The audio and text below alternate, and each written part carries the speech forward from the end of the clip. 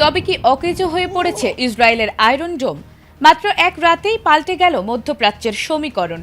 আবারও ইসরায়েলের আকাশ কাঁপিয়ে ধেয়ে এলো ইরানের শক্তিশালী মিসাইল।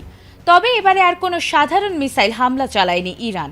এমন এক মিসাইল পাঠিয়েছে যা একসাথে লণ্ডভণ্ড করে দিয়েছে ইসরায়েলের 11টি গুরুত্বপূর্ণ পয়েন্ট। তেল আবিব থেকে শুরু করে সামরিক ঘাঁটি, কোথাও মিলল না রেহাই। আয়রন ডোমকে ফাঁকি দিয়ে একটি মাত্র মিসাইল ব্যবহার করে এই বিশাল ধ্বংসযজ্ঞ চালিয়ে বিশ্বকে চমকে দিল ইরান। শুক্রবার রাতে অপারেশন ট্রু প্রমিস 4 এর 84তম ধাপ হামলা চালিয়েছে ইরান। এ হামলার অংশ হিসেবে ইরান ইসরায়েলের রাজধানী তেল আবিব লক্ষ্য করে একাধিক ক্ষেপণাস্ত্র নিক্ষেপ করেছে।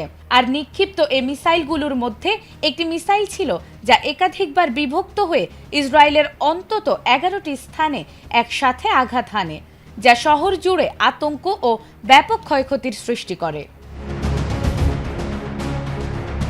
এদিকে ইসরায়েলি গণমাধ্যম বলছে মিসাইলটি বিস্ফোরণের ফলে ভবন, সড়ক সহ যানবাহনে ভয়াবহ ক্ষতি হয়েছে আর ধ্বংসাবশেষ ছড়িয়ে পড়েছে বৃহত্তর তেল আবিব অঞ্চলের বিভিন্ন স্থানে, যার কারণে জরুরি উদ্ধার কার্যক্রম দ্রুত শুরু করা হয়।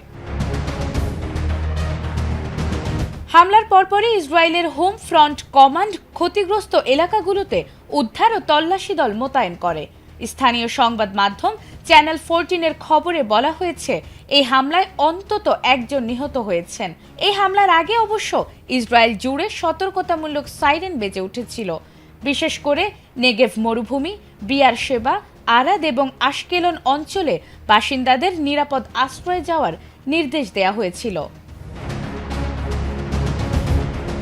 উল্লেখযোগ্য বিষয় হলো, এর আগে ইসরায়েলের হামলায় ইরানের 2টি পারমাণবিক স্থাপনা ও 2টি বড় শিল্প কারখানার ব্যাপক ক্ষয়ক্ষতি হয়েছিল। এরই প্রেক্ষিতে তেহরান কঠোর প্রতিশোধের ঘোষণা দিয়েছিল।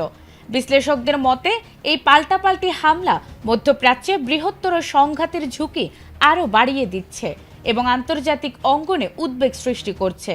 সবশেষ পরিস্থিতি কোন দিকে মোড় নেয় সেটি এখন বিশ্ববাসীর প্রধান নজর। নাজমুন নাহার জান্নাত, এটিএন বাংলা।